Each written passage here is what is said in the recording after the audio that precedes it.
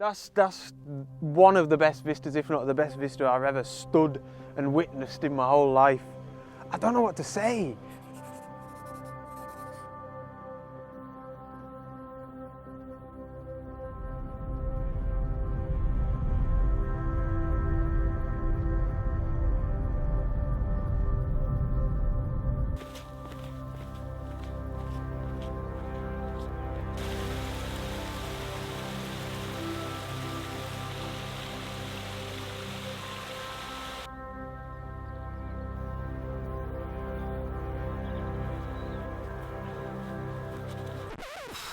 This is carnage. This is as last minute as it gets. Yesterday, I was at home and I thought, you know what? I fancy myself a trip up to Scotland with my camera.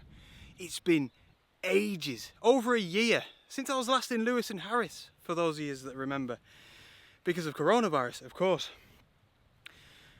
Went on booking.com. I've booked a hotel for 2 nights in Inverness. Didn't even plan my photography trip that much.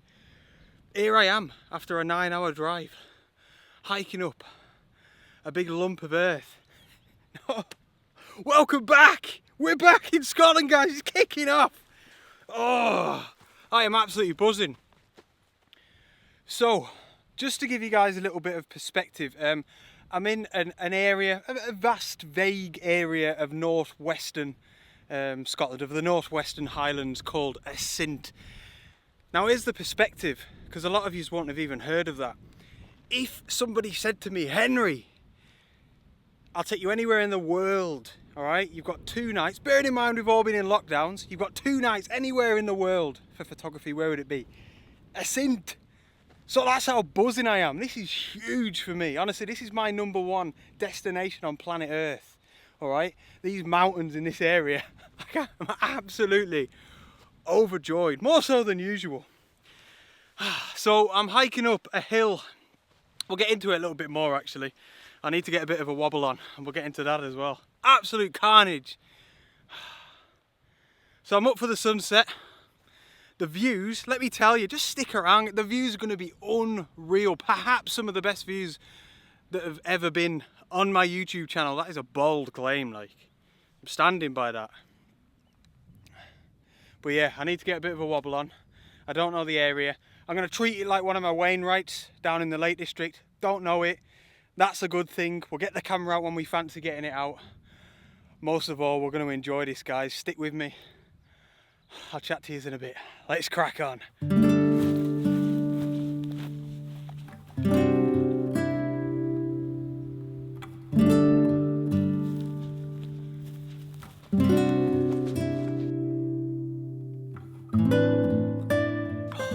I am absolutely delighted, guys. Let me tell you why. I thought this beast of a mountain here was the one I was going up this evening. It turns out it isn't, which I'm delighted about. That looks impenetrable. I don't know if this translates well on video, but that looks intimidating. Turns out I'm going up that beast there, which is called Sgurr Anila. I'm really excited for this one. Now I was going to go up. I nearly said a fell then. we're not in the Lake District. I was going to go up quite a well-known mountain called Stack Polly in this vicinity. Probably one of the most recognisable mountains in the whole of Britain. You've probably seen it at the start of the video when I was driving parallel with the loch. It is absolutely remarkable. And one of my favourite mountains, I mean in the world. It is stunning. And I've always wanted to climb up it. So that was sort of my loose plan, you know, my rough plan. Now the only problem with it is, I wanted to photograph Stack Polly. I didn't want to be stood on top of it, even though the views atop that mountain are incredible. I wanted him in my photograph, and that's why I've chosen this mountain here, because we're on the other side of that loch, but we're still going to get the incredible views and Stack Polly in the foreground.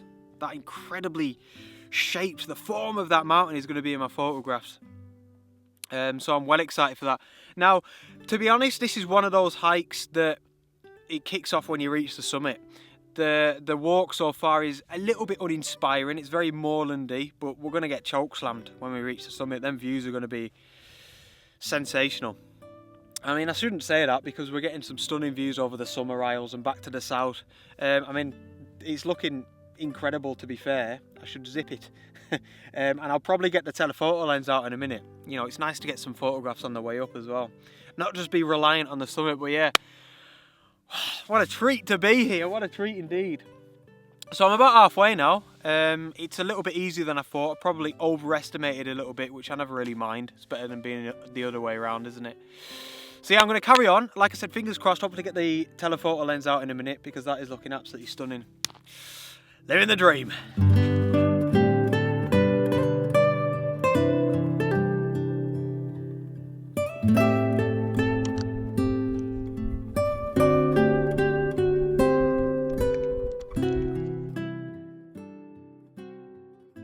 So just a second ago, I said something like, the views en route up to this peak are a little bit uninspiring. I need to retract that statement. I don't know why I said it. I didn't mean it, and I certainly don't feel like that now. I think what it was is, you know, when you're headed up to a peak, sometimes you're really tunnel visioned by the prospect of the views that you're going to get from the top. I think it was one of them. So I was kind of blind to what was going on, you know, to the south and out to the west. But I've pulled myself together now, and I completely retract that statement. This is absolutely beautiful, let me tell you. So I've got the telephoto lens out, just like I said, and I'm in at 300mm. So we are getting some serious, wonderful compression effect where we're bringing those mountains in towards us. We're looking back behind my head towards Westeros and the jaggedy peaks of Anchalach. Absolutely beautiful, really sinister looking, and black, I want to say. It's absolutely stunning. Now, we haven't got it at the minute, but we did have a few sporadic patches of light over in that direction, which really helps to add to the scene and is going to make the photograph look fantastic, I think. It's really going to add to the photograph, I mean, you know.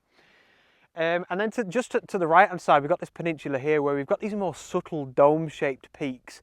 And it's just a really nice contrast between the jagged and the subtle dome shapes, you know. Absolutely stunning. So it's about 6 shots from right to left. Same settings throughout, f11 ISO 100 and 1/60th of a second. And of course, I've leveled out the tripod to make sure it's a nice, smooth, panoramic photograph. And that's that. I think this is going to be really, really cool. The sky is stunning. Couldn't ask for better. You can see it even looking behind my head now. So much detail up there. Fantastic. So, I'm going to carry on up to my peak and see what awaits.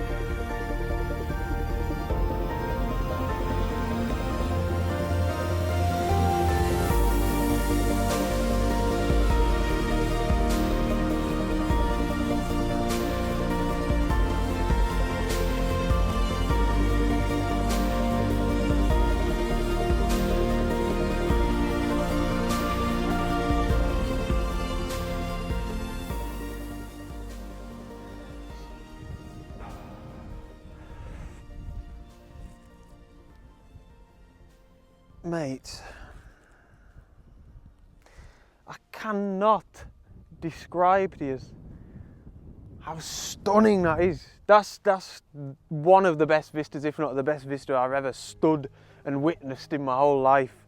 I don't know what to say, because the problem is I don't just want to stand here and say that is stunning, because it is. You know, we know that. It's it's incredibly awe-inspiring, but there's more going on.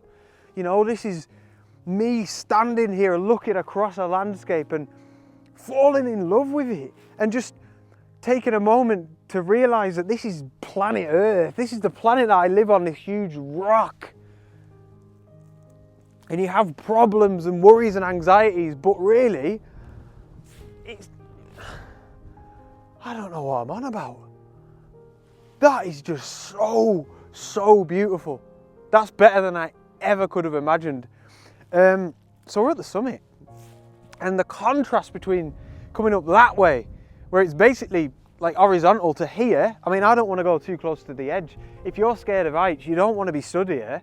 I'm not scared of heights, but this is the weirdest mountain that I've ever been up, where I'm thinking, yeah, I think I'll make sure I stay away from the edge.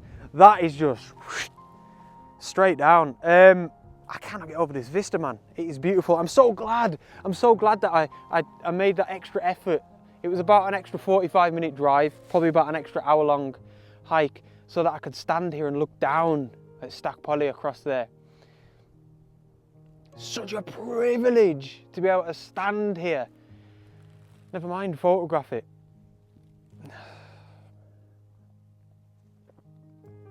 I am so glad that I can share this with you, at least, you know, so for people that might never get to stand on this spot, at least you can see it in video and the photographs that I'm going to get. Right, so on the note of the photography, I cannot believe how beautiful this is. I'm going to do something that I've been doing quite a lot recently. To be fair, I probably wouldn't recommend this, which sounds stupid, but I quite like to limit myself to, you know, either 1 or 2 photographs when I come somewhere new like this, especially when I'm feeling overwhelmed. It just helps me to try my best to perfect those 2 compositions rather than just being snap happy. It's that simple. So I'm going to give myself 1 wide shot, which is definitely going to be a pano, I know that already, and then 1 long shot with the telephoto lens, which I don't know what I'm going to do yet. But either way, I'd say it'll be difficult to take a bad shot from here. We haven't got any light coming from the west, which is a little bit unfortunate because the forecast was saying there was going to be a chance, but guys, I can't complain about that for a second. Yeah.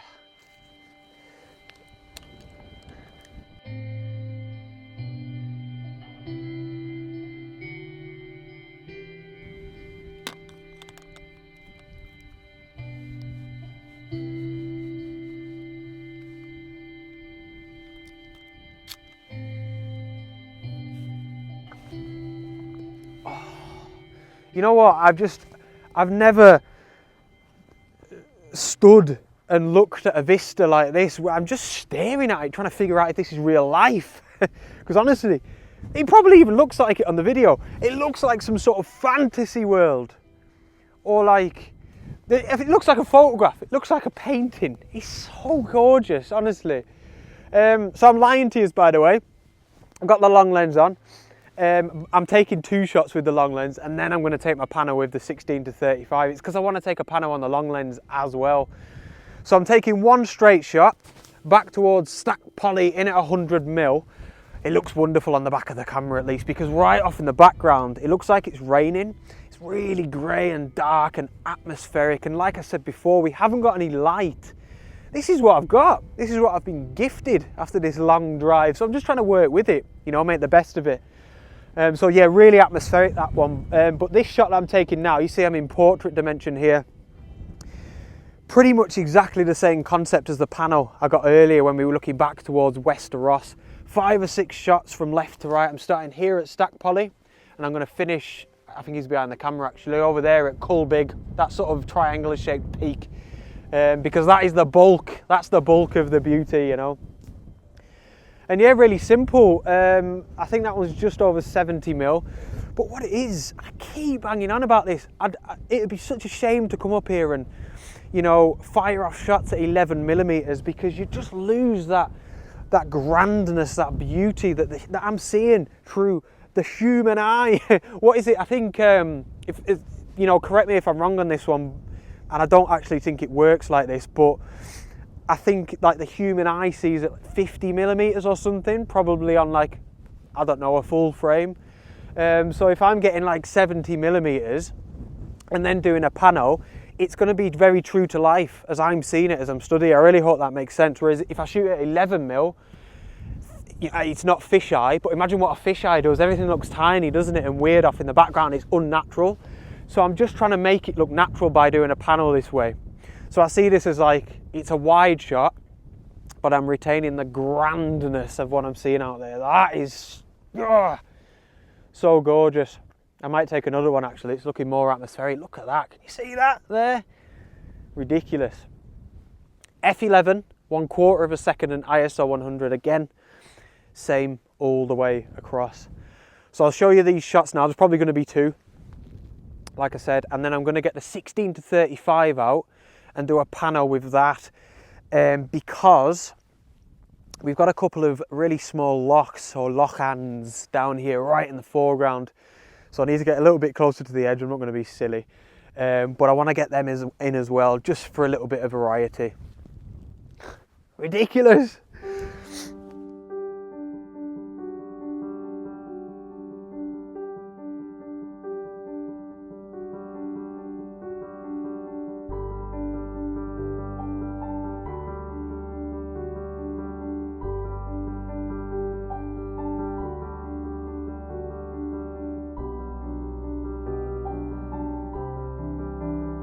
Right, so I've moved the camera back a little bit. I am messing about on the end of that cliff. 16 to 35 on the front. I hope them 2 shots come out all right, by the way. And what am I in at? I've come in a little bit, yeah. About 19 millimeters, just because it didn't need to be so wide. But what I'm doing, I don't think I've ever done this. I've never done it on this YouTube channel, I suppose, but I'm doing what we're talking here, a vertical panorama. I want to try and capture verticality. What's that word? You know what I'm trying to say. I'm going to say it. I'm going to try and capture the verticalness. You know what I mean. So yeah, I've gone Sky, then down a bit, down to all the big names, Stack Polly, Sullivan, and then I've come down again. There we go. There's the little lock hands. I want them in the frame. So yeah, 3 shots, 1 at the bottom, 1 in the middle, 1 at the top. I can't look at the lens whilst I do that. And we'll see how they turn out. But I was just thinking about this. We haven't got any light, but we've got this really subtle orange glow across the horizon. And to be fair, this is what I want when I come to Scotland. I mean, I can't lie. Some direct light as well as these clouds would have been nice, but it's this mood that really does it for me. You know, it suits the landscape. Same as the Lake District, like in Snowdonia, it suits it. Bit experimental, that one, to be honest, so I don't know how it's going to turn out. Settings, if you're interested, F11, ISO 100 and 1/16 of a second. It's got a little bit darker since then. But, you know, no different from a horizontal pano. I've had to make sure that my focus is the same throughout each 3 shots and my settings, of course. So that's that. I'm going to leave because there's definitely going to be a sunset. In fact, if you could see this now, I'll show you a bit of B-roll there. There's definitely some rain coming in across the sea there. Oh, I don't like the look of that. Right, so yeah, I'm going to go. I've got a 2-hour drive to get back to Inverness. So if I make a little bit of a move now, it's only going to be a good thing. So yeah, I'm here for another night. So there's going to be another video from Asint from this location. The next video will be a little bit different, but you'll have to wait and see. You'll have to tune in next week. But thank you so much for tuning in. I really appreciate it. I'll show you this shot now, and I'll probably take a couple more with the Olympus on the way back down, because that looks nice. That's only looking better back in that direction as well. Quality. Thank you so much for tuning in. Please give the video a thumbs up if you enjoyed it. We're back in Scotland. It's kicking off. I'll see you on the next adventure. Out.